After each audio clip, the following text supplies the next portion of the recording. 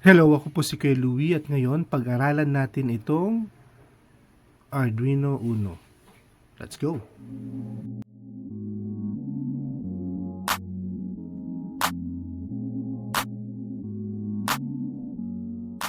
Okay, so ang Arduino Uno po ay ginagamit namin sa school para magturo po ng basic robotics.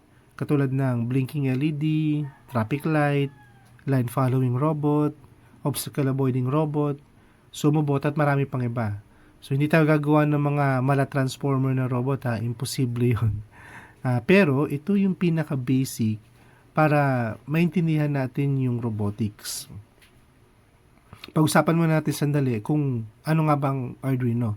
Ang Arduino Uno po is an open source electronic platform. Ibig sabihin, yung schematic diagram nito ay nasa website lang nila. Pwede natin kopyahin, pwede tayo gumawa ng sarili nating design ng ganitong Arduino Uno.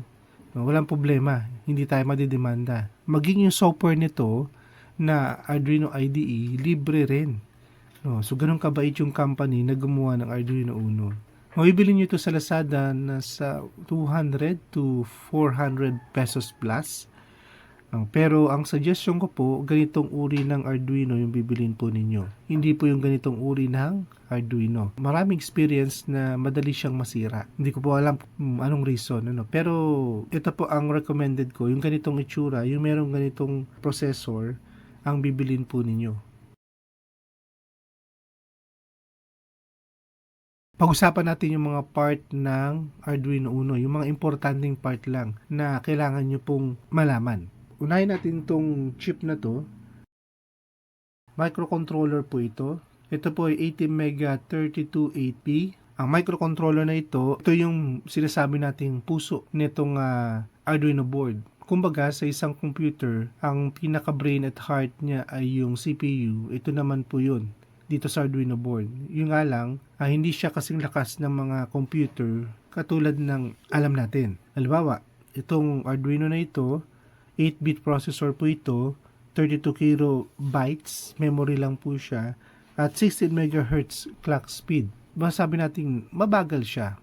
Pero, sapat na po yun para makagawa tayo ng mga basic electronics project. So, ito po again yung tinatawag nating microcontroller. Next po natin pag-usapan, ito pong USB port.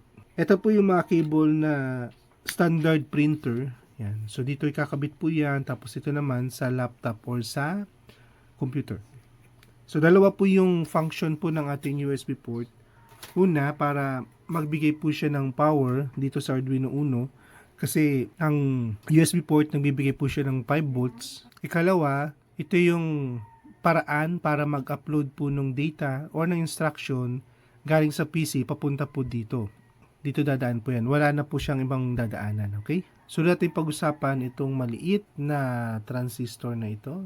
This one. Ang transistor na ito, ang tawag po dito ay voltage regulator. Ang nire-regulate niya po ay 5 volts. For example, 7 volts to 12 volts po kasi ang kaya nito. Yung 12 volts na yun, gagawin niya pong fix 5 volts. Ito po. Kasi ang kailangan po ng ating Arduino Uno tsaka ng sensor ay 5 volts. Yung maliit namang ito, kung makikita niyo po ito, yan naman po yung voltage regulator para sa 3.3 volts. Ibig sabihin, nagpo-produce siya ng fixed 3.3 volts na kailangan po ng ating mga maliliit na microchip. At meron din mga sensor na kailangan po ay 3.3 volts lang. Next po, ito pong tinatawag nating DC barrel jack. Ito po. Yan yung black. Usually, pwede natin kabit dito 9 volts. Pero may mga battery na ngayon na 12. So, ikakabit natin to dito para magbigay po ng power. Okay. So, 9 volts ito, battery na to, pero na-power up niya po ito. 5 volts lang po again yung kailangan ng Arduino, no? So, because of the 5 volts regulator, napapower niya po yung ating board. Na, ginagamit ko po ito usually kapag ating robot ay mobile. Ibig sabihin gumagalaw po siya. No? So, mas maganda kung battery po siya. Okay? Okay. Next po, ito pong LED na umiilaw na ito na green, ito po yung power LED. ini-indicate niya po kung nakaka-receive po siya ng power. So, ganun na kasimple. Meron ding dalawang LED po dito. Yung isa may TX. Ang ibig sabihin po nun ay transmit. Nagtatransmit po siya ng data. Parang ano po yan, halimbawa si sensor, naka-receive siya o may na-detect siyang object, dadalhin niya sa Arduino, tapos dadalhin na ni Arduino kay Arduino IDE. Makikita natin yan sa serial monitor. Malaman natin kung may object sa unahan or gaano kalayo po siya, gaano kalapit. So, nagtatransmit siya ng data dun sa computer. Yung RX naman po ay receive.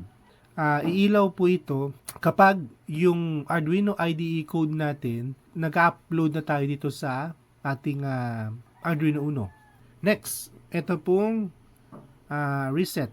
Yung kulay red or orange yan. Kapag kinlik nyo po yung reset button, ang gagawin niya po, mula po dun sa huli niyang code na binasa, babalik po siya dun sa pinaka first row ng code. Ang sa atin kasi na may alam sa computer, pag sinabi natin reset, babalik siya sa original setting po niya. Pero, pag pinindot niyo po yan, babalik po siya sa first row ng code. Tapos pababa po. So, ganun po ang nagagawa ng reset button. Okay, next po, ito pong nakikita niyo po na mga block na yan. Ang tawag po natin dyan ay digital pins. 14 po yan, nakapansin niyo po, from 0 to 13. Huwag na natin sama yung ground tsaka A-ref. Ano po?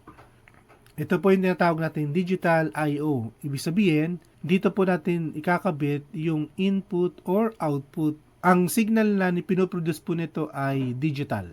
Pag sinabi nating input, example, ultrasonic sensor, naka-receive siya ng signal.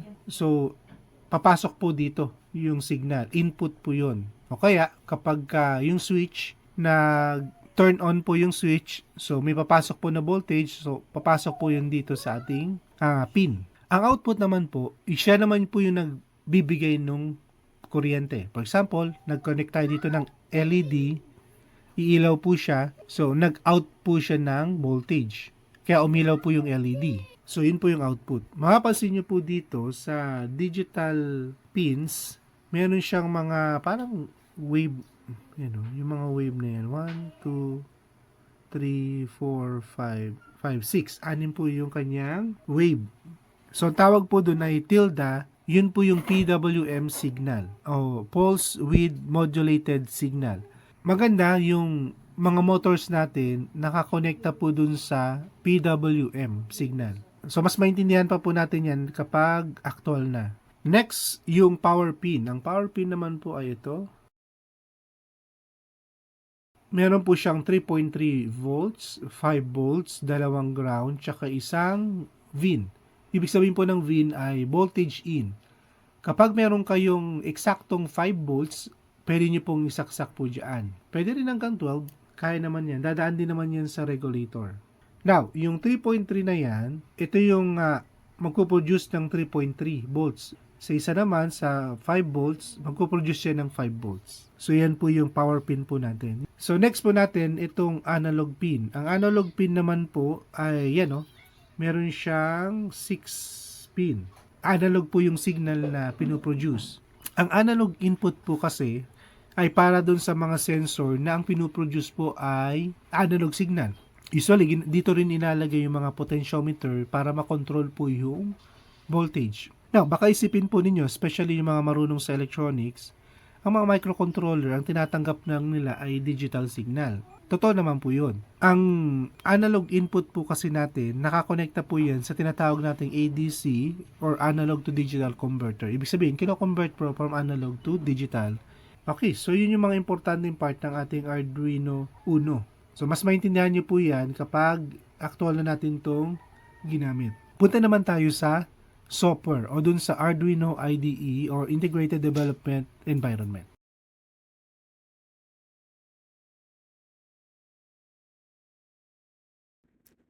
Okay, punta tayo sa ating web browser. Then, type natin Arduino IDE.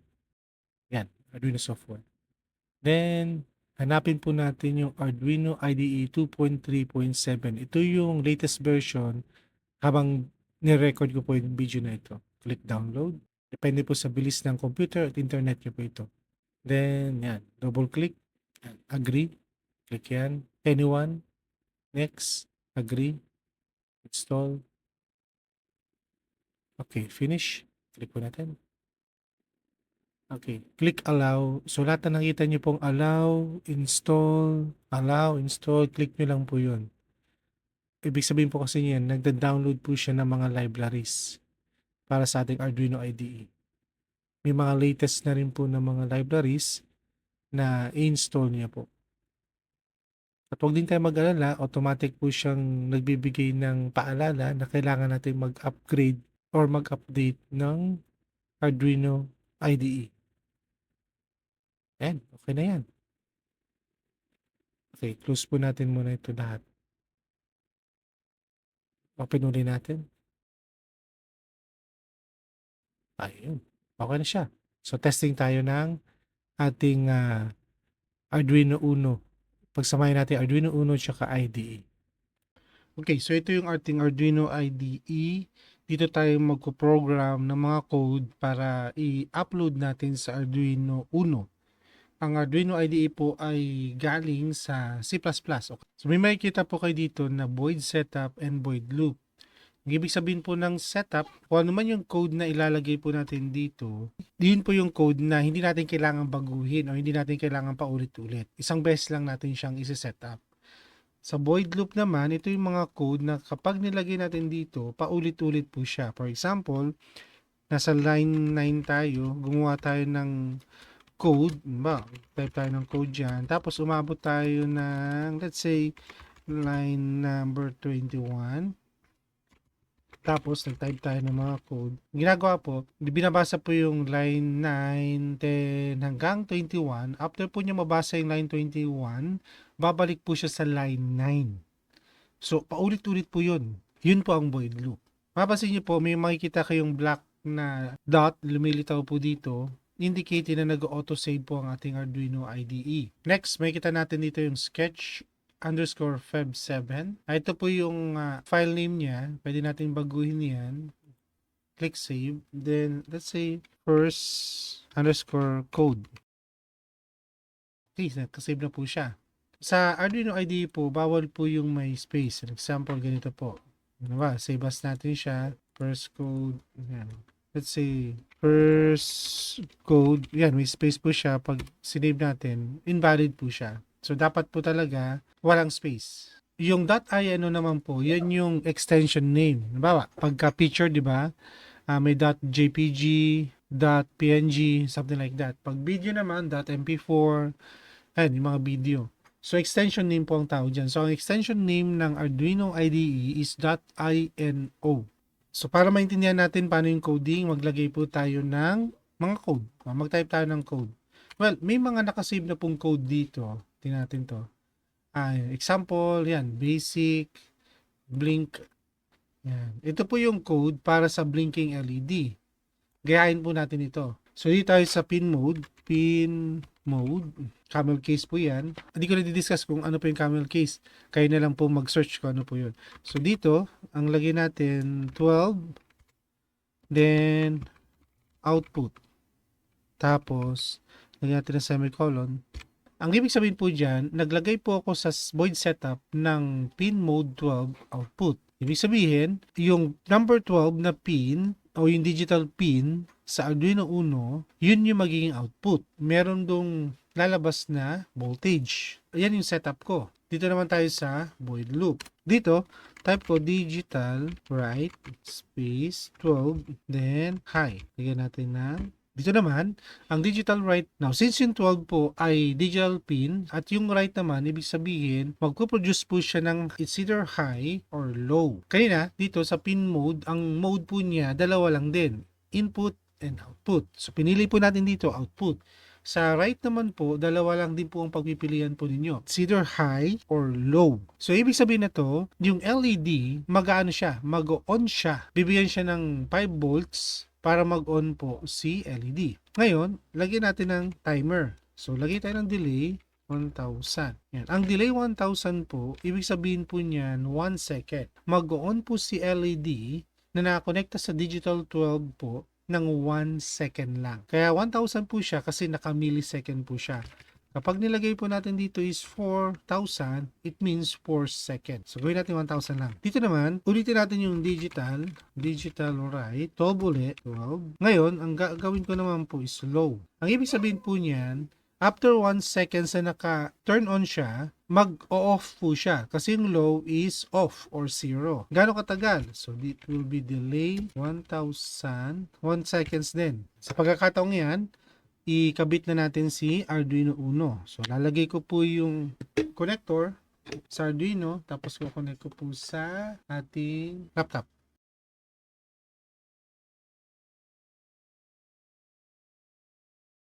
Okay, so ito yung ating Arduino Uno. Meron tayong breadboard. At dito, pakita ko sa inyo, meron ditong resistor na 330 ohms. Ang reason po bakit meron tayong resistor is to protect our LED from overloading. Kasi ang kaya niya lang po is 3.7 volts. Ang binibigay po ng mga digital pins ay 5 volts. So yung cathode ng LED nandun sa negative rail, yung anode ng LED nandun sa resistor. Yan. So we'll connect first the ground. Tapos i-connecta natin ito sa ground din. Yan.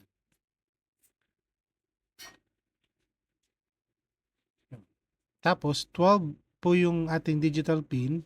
Connect natin sa 12. Yun. Then i-connect natin yung 12 na yan dun sa resistor. Babalik tayo dun sa IDE natin. Okay. So naka-black na po siya. Pero most of the time hindi po siya magiging black. Dapat po naka-check yung Arduino. Check Uno. Yan, naka-check po siya. Tapos ang pipiliin po natin dito, yung merong open USB close parenthesis. Kasi pag binili natin ito, hindi po mag-upload yung code. O, subukan natin. Okay natin. Try natin upload. Done compiling, uploading, not responding. Yun yung ibig sabihin po nun. So, ang gawin natin, piliin natin yung may USB. Okay. Tapos, pwede namang i-compile muna natin o i-verify mo muna natin kung tama yung code. So, tama po siya. Or, diretso na natin upload. Kasi magko-compile din naman siya. Done compiling, done uploading. So, tingnan niyo po kung ano nangyari. Okay? So, yan po yung ating Arduino Uno. Nakikita niyo po, mag-blink po siya ng every 1 second. Turn on ng 1 seconds, off ng 1 second. Diba? Okay. So, paano natin papabilisin yan? Ganito lang po yan.